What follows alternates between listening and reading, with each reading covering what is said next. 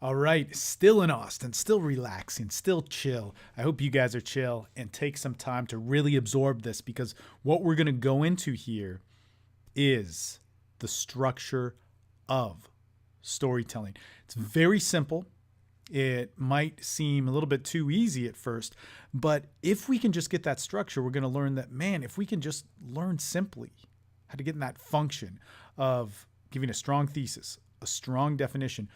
The hard part, which is always tricky about storytelling, the ground, which intimidates us all, is really easy.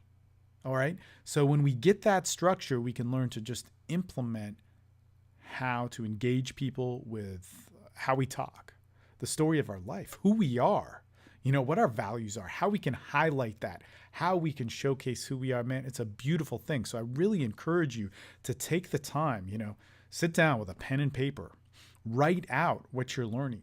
Open up your workbook on the computer, watch the video along with all of this, but really write down and study what you're doing because this is the one of the greatest tools. It's the baseline for everything that started out in communication with TSL. So it's very, very good and powerful stuff. Look, if you're not on TSL Online and you're on the Getting Started program, upgrade to it. Do yourself a favor. You can interact directly with me. We have calls all throughout the week. Our alumni are probably more talented than I am at this. And plus, you're only hearing one side of how we can make storytelling work. Remember, everything in TSL Online is dependent upon you and who you are. When you have that, you actually have, when you hear diversity of different people taking the concepts of TSL and turning it into their life, it's so much more valuable than just hearing it from me. It makes it powerful, it makes it diverse, and it gives you more opportunities and examples of how you could really empower yourself. That's the importance of interacting with the group, and that's how we initially made this program. So that it had that sort of diversity. It functioned, it worked better than anything else, and it could be adapted to you. I don't know many other things offering. I don't know anything else offering that in terms of social dynamics. So let's put our thinking caps on once again, get some knowledge, take some notes, take it seriously because you need to take you seriously. All right. So we have taken a good hard look at those exercises, those questions, and hopefully we've done them. When we've done those questions, we can do something really simple. Now, we've learned rapport cycling. We know now because I just told you that rapport cycling came from storytelling. But we're going to look at it in a much simpler way, a more simple way of examining it. And when we can put something into a structure like those questions that we just answered, we can build a massive connection. Now, like all social dynamics, we're not here to make magic happen. If somebody isn't qualified to connect with us, they're not qualified to connect with us. And we're going to have to accept that. But of course, the result of that is if we are truly expressing who we are, if we're truly expressing, our values, our sense of self, our passions, our ambition, our urge for sex, our physical urges, our emotional urges, then we're going to attract the people that are right for us and we're going to move out the people that are wrong for us. So if we get rejected, it's either we didn't have the right technique, which we can go back and work and perfect and, stand in front of the mirror, have more social interactions with people, ask something on one of the TSL calls. We can perfect that technique. But a lot of the times when we get rejected and our technique is good, it doesn't even have to be great. It's really that person wasn't qualified to talk to us or we weren't qualified to talk to them. Remember that comes from the anatomy of attraction. Good stuff there. And a principle that resides throughout. So the basic thing is what happens in our structure of storytelling is very, very simple. All right. We have three parts. And most of the time when you get taught storytelling, you get three parts and it's the beginning, middle, and end. However, in our version, it's a little bit different. In fact, a lot different because our structure has three parts and there is a beginning, there is a middle, and there is an end. They have more definition to it. And because they have more definition, they will end up in a more strategic point in the conversation and your story will have more meaning. What we call these three parts are the thesis, the ground, and the definition. The thesis, much like a thesis in a college paper, is the presentation of your topic. The ground shares a perspective, much like the ground in rapport cycling. It could be a story about you, could be a story about someone else, but always it's a story on your perspective. It's not just an aimless story that you're not attached to. The definition defines the point or creates our connection. All right. So very, very similar. As you can see, our rapport cycling rooted out of it, but there are some nuances and actually can get a little bit more uh, in depth. All right. Now, what we need to do to really, really find our thesis is we can look at the questions above, or we can consult with our identity workbook. If we're somebody that is out of touch with who we are, this is important. Always go back to your urge. Your urge tells all. You know, as human beings, not just as men, but human beings, men and women, we are not taught to respect our urge. And our urge doesn't necessarily have to mean sexual. Our urge can mean what we feel, you know, what we feel in our bodies, what we feel in our emotion, what we feel in our arousal, what we feel with our desire and ambition. And we need to trust that. Now, of course, our dynamic is much more beyond that. We can think, we can reason, we can make decisions for better or for worse. But if we deny our urge, we deny a special part of humanity. So, really, what we need is to explore our urge, explore our want, explore what we're drawn to, and then apply our logic, our reason, our knowledge around that. Many times we deny our urge, especially when it comes to sex, and we try and use knowledge to reason with it. We think that society's rules around sex are what defines it, when in reality, sex is defined by who we are. You know, it's defined by nature, it's defined by what's within us. We got to trust what's within us. So follow your urge, follow what you want. The story is really within there. And again, if you really want to look at it, you know, consult the questions that are above on page 15, 16, and find your urge within that. Find your mental urge in that. Find your logical urge. Find your emotional urge. Find your physical urges. Find your professional urges and work within that. Now, your topics are the most important thing. This is all about you. This is about you expressing yourself.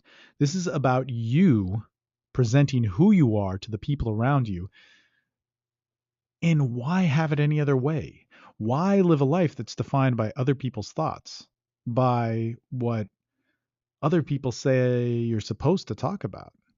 Or even worse, why be around people and only try and fit in with the person in front of you because you are ill defined? It's the worst way to live. So you've got to know your topics. You've got to be able to present them. Okay. Now, the number one thing is the thesis. Our beginning is built off of that.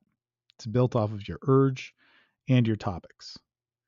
The ground is pretty simple. It's just your perspective. It's your way of looking at it. It's your story with that. And we'll get into a ton of different examples here, but it's your way of how you view that topic, how you view that urge, how you view what your experience was with it, what somebody else's experience was with it that showcases your mindset on it. So your ground is really your flavor, it's your opinion, it's your perspective, it's your story that empowers the urge. The definition is your main point. How this connects to somebody, or how you value it, what you want out of it. Maybe it ends with a qualifier or a challenge, much like in a rapport cycle, but it doesn't have to. Now, what you're going to find here that's really interesting about this, now we get into how this is so empowering. What's so important about this model, about this structure, and that's really what this portion of the video is about, is that if you follow this structure, your story can actually be quite poor and still work. If you have a definitive definition and a definitive thesis, you can actually have a poor ground. And a lot of people get afraid of this because this is the part that's supposed to be long. This is the part that's going to be like 30 seconds. It's going to be, could be 20 minutes, could even be an hour. People are like, man, I can't, that's the art of storytelling. No, really, the art of storytelling is going to be found in your definition and your thesis. Those are the two most important things. We're going to get to that, but I just want to highlight how important and unique this structure is. Okay, so some examples. This is exactly what we need. You're at a restaurant, you're with your friends, and two girls are sitting at a table next to you. They're friends, but it seems that one is traveling from out of town and the other lives here. You follow your urge of attraction, which is drawing you towards the one who lives here. Remember, follow your urge. In this case, it's a sexual urge. You don't know her, but you can tell you like how she talks and expresses herself. You're curious about how she sees the world. You know how you see the world is important from your identity workbook, and you know you have stories about this. All right. You know your definition wants to get her to open up about her perspective on the world, the girl that lives in this city. All of this comes from you. Now apply the technique and we're learning in storytelling. Thesis, remember that, gets you on the topic. All right. World traveler perspective, share a story about traveling that highlights your perspective. Definition, make your point about world travel and be able to ask her perspective. Okay. You can think of this much like rapport cycling, but in fact, rapport cycling is a much simpler version of storytelling. Much like rapport cycling, you can open with it. In fact, you should even try that every chance you get. All right. Now, I've said this about rapport cycling, try and open with it. Of course, the situation has to provide it, but most situations do. The situations that don't are relying upon like the scenario and the stimuli being so out of place that you can't have a conversation. But most people are really made to have a conversation rather than fun and distraction. So the opening and engagement. So we're following our anatomy of attraction TSL protocol here. And we see them at the restaurant. We just say, hey, I overheard you guys. One of you guys lives here and the other one's visiting, right? They look at each other. As long as they pay attention to you, you've gotten the function of opening. All right. So remember, the functionality is so important. When we get that, we can move on to the next thing. They say yes. They're paying attention to you. So it's like, okay, I don't need any more attraction material. I don't need to waste time in gaining some sort of value or some scale of whatever. I can just move into the value, which is myself and my perspective, and hopefully elicit their value, which is them, their true selves and their perspective. I say, this might sound weird, but every time I hear about somebody traveling, whether they're on a shoestring or visiting a friend, I want to pick their brain about how their mind changes.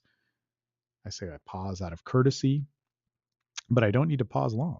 I can just say, I want to pick their brain on how their mind changes. Okay, so I live here, but I love to travel, and if I could live on the road, I would. If I could do that, man, I'd be there. One thing I know is that when I'm traveling, my mind always opens up to possibility in a way that almost never happens when I'm just living here.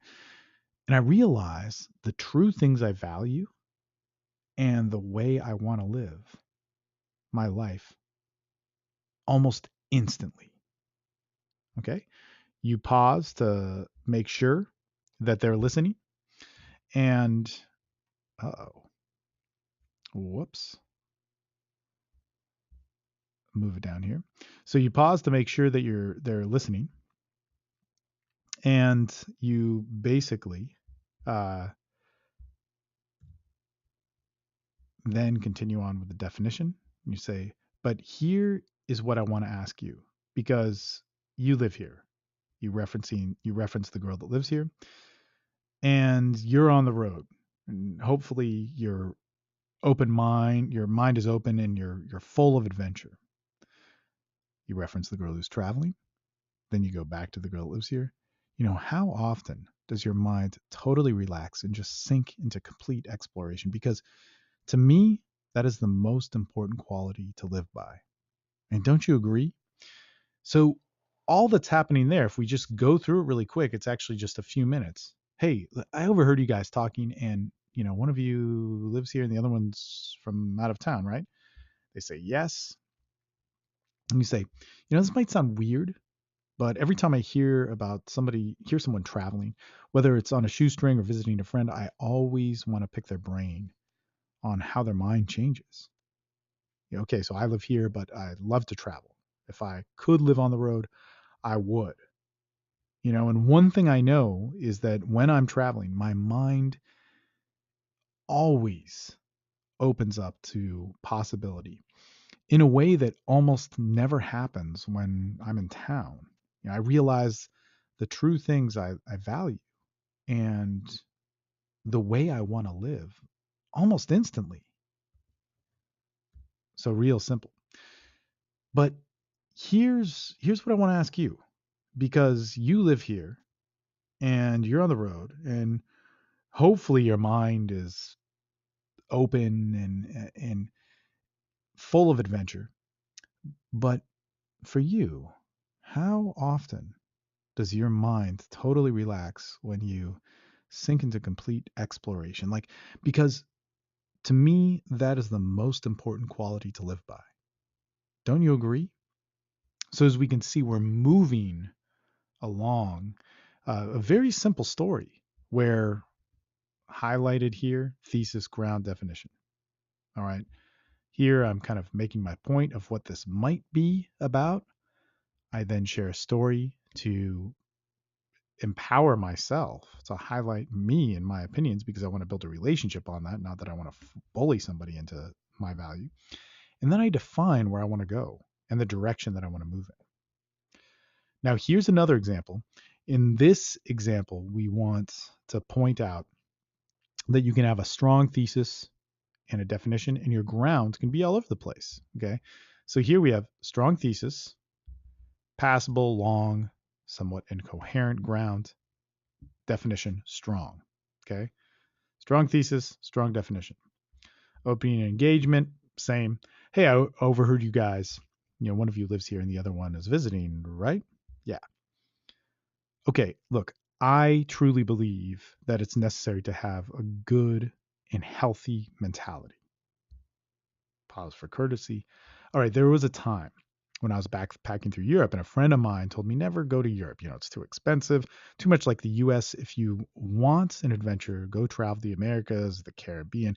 You'll see people whose lives lived by the day. They have passion and are welcoming, and you end up making a friend for life in every town you end up in. But this time I was in Europe.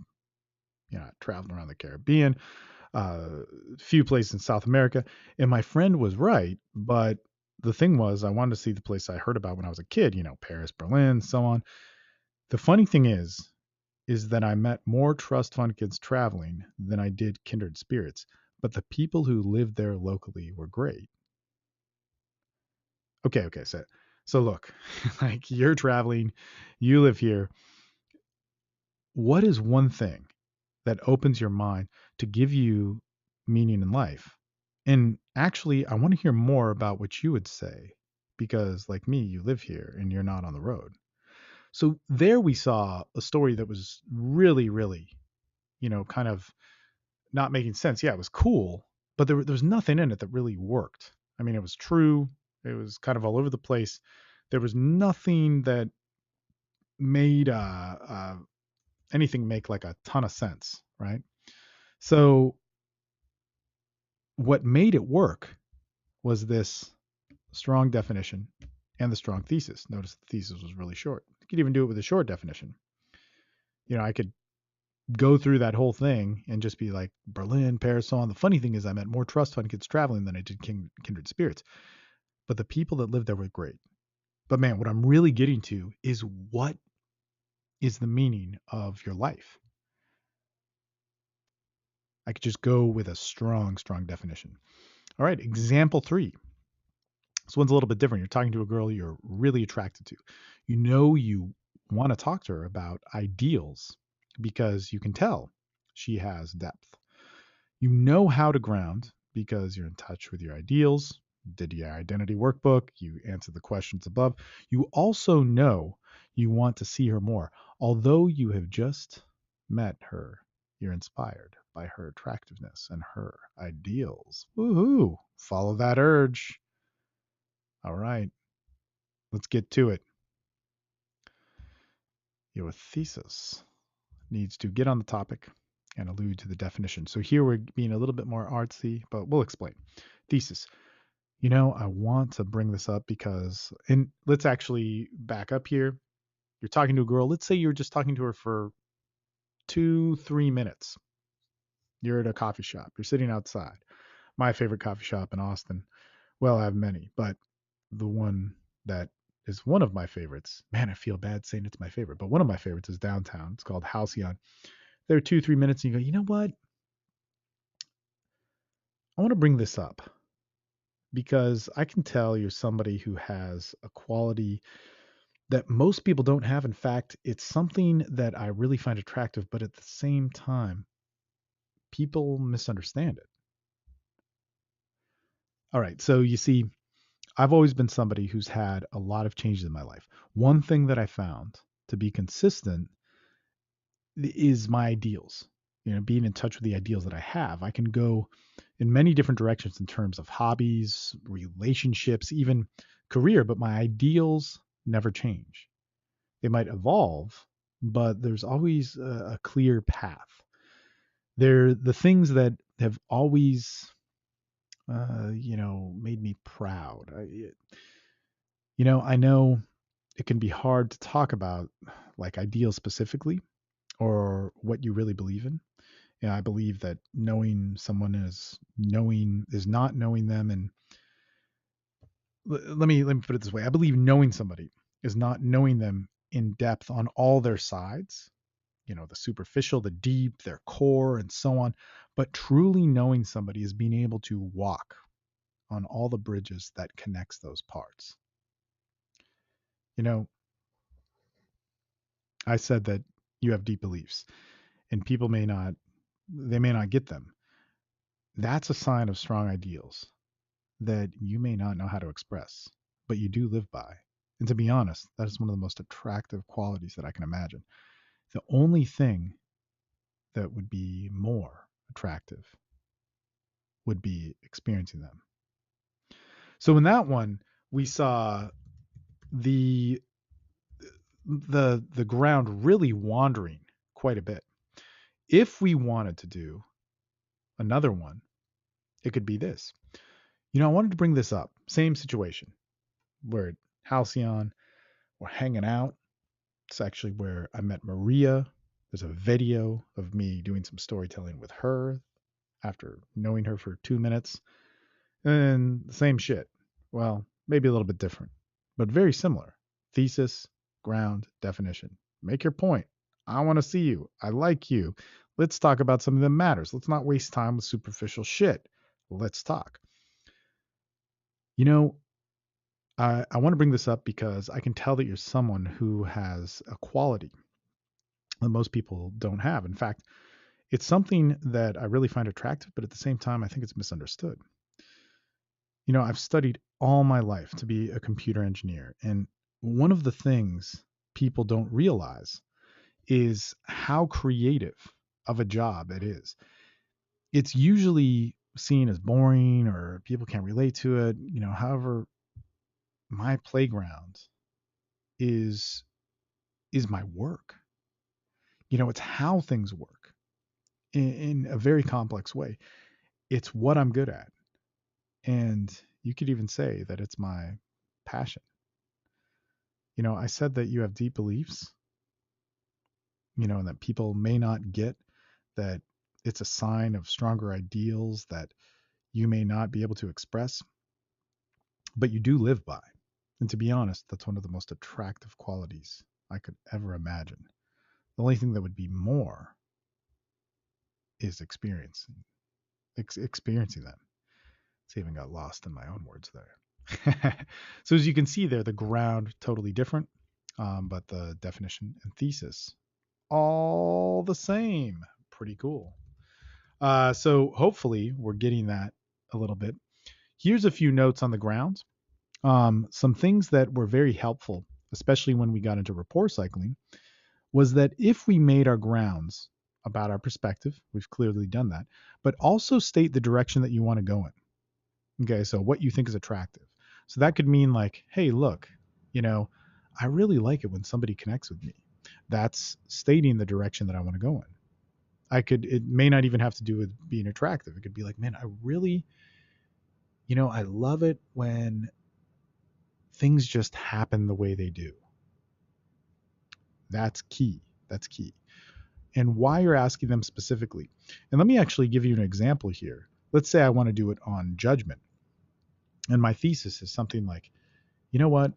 I was always afraid about being judged throughout my life. It was just a horrible experience. That's why open-mindedness and being non-judgmental is so important to me. It's my thesis. And then I go into my ground. And I could say, you know where this all started? Is I was picked on as a kid over and over again in school. It was horrible and like this humiliating experiences. And, even talking about it right now gives me a sense of shame and unworthiness. And it's, makes me feel like less than in all these ways. And it can be terrifying. And for years, I was just terrified of expressing myself because I was afraid of being judged. Now, if we stop there, people might be able to read that I have some confidence. Maybe they read that I don't have confidence, whatever it is. They might give me advice. We don't want advice, not because advice is bad, but because advice isn't a connection. Advice is a way of a person remaining detached to us. We want to attach to them. We want to know their story. So what we want to do is we want to guide in the direction that we want to move in, what you think is attractive. In fact, I'll even write guide in the direction we want to move in.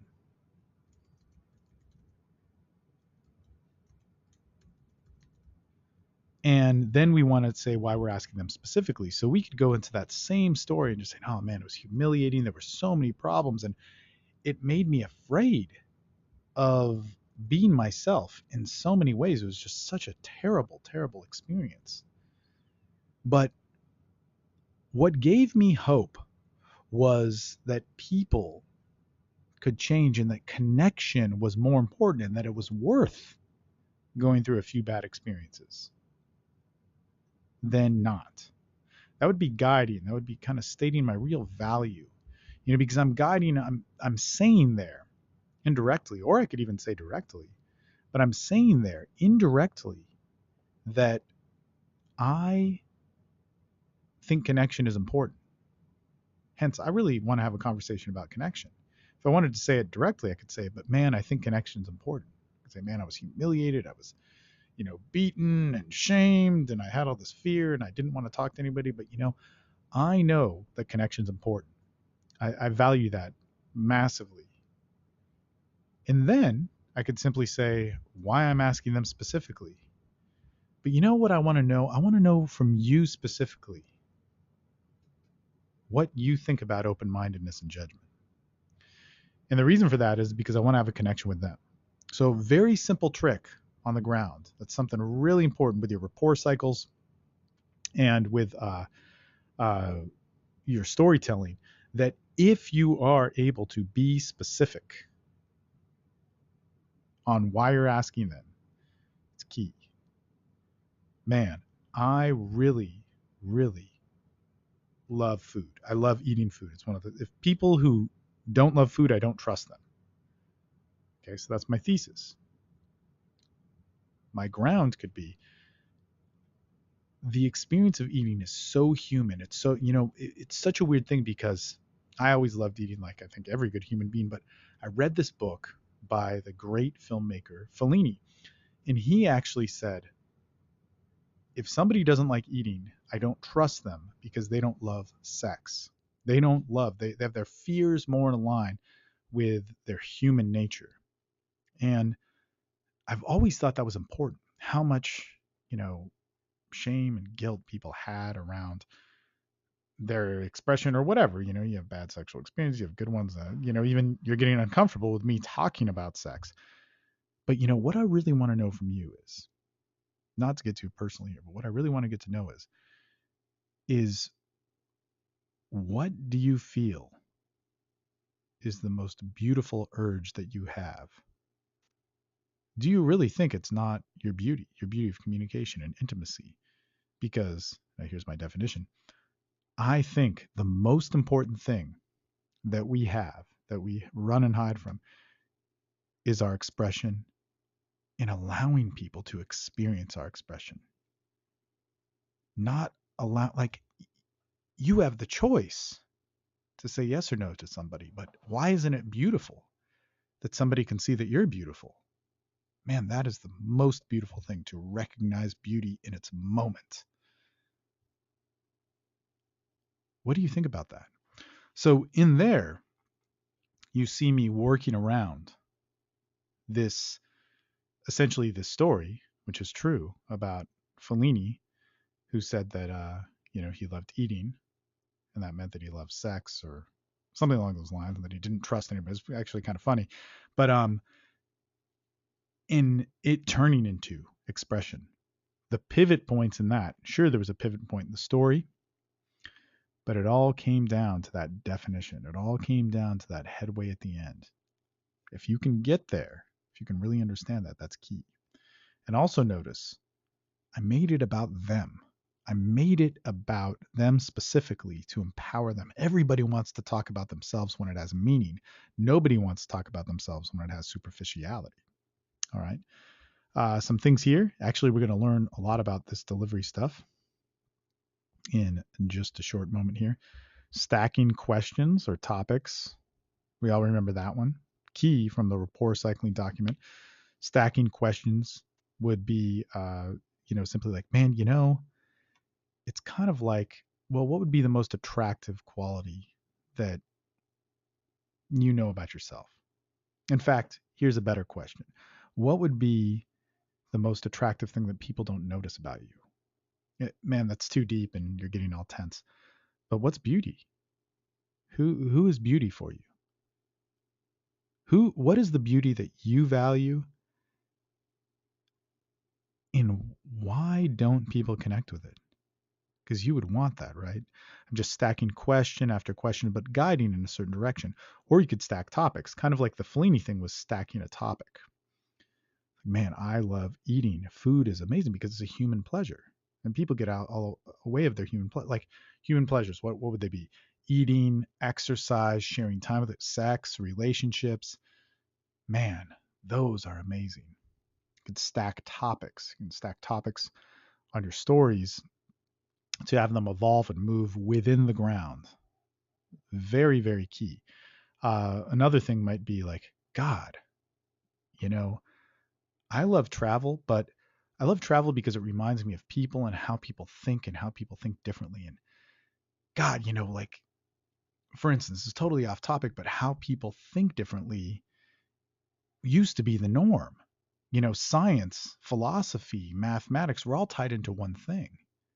The idea that we're separate, that we have a separate social mind, a separate sexual mind, a separate decision making mind, rather than this unified thing. In fact, the fact that a man and a woman are different, that's, we get away from so much rather than seeing that the unification of all of us becomes one. We get away from the oneness and we get caught up in defining the separateness. And there we can only be a part. So it's just stacking topics, stacking topics, stacking questions. Key to build your grounds when you get a little bit more advanced with it. Of course, get to the functionality. When you get to the functionality, you're going to be able to move all within and out of it. And that might be a time to listen a little bit more to this audio or watch this video presentation, because you're going to understand so much. Get some field time in with the simple thesis ground definition. Strong thesis, strong ground. Build some connections. Come back, study it more. Tell your story. Engage people in massive ways. Be a wizard with your words. It's easy. As long as you know yourself, you're willing to express it. Bam! That is one of my favorite lessons because of what we cover. Think about that. Think about that. If you just have a simple template, a simple structure of where you can put in any little thing, man, you can make it work and have it be engaging, drive to a certain specific point, a certain direction to challenge upon, to qualify, man, to have relationships on. That's what your life should be. It should be designed towards what you want, your urges, what you feel, and empower that. Man, thesis, all built off of an urge, all built off of a topic. Our sexuality, our seduction.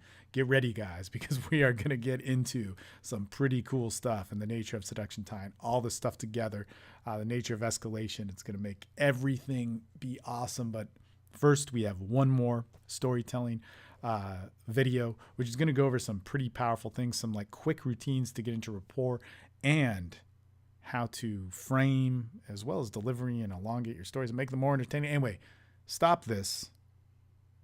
Watch the next video, take notes, live a better life, and own it.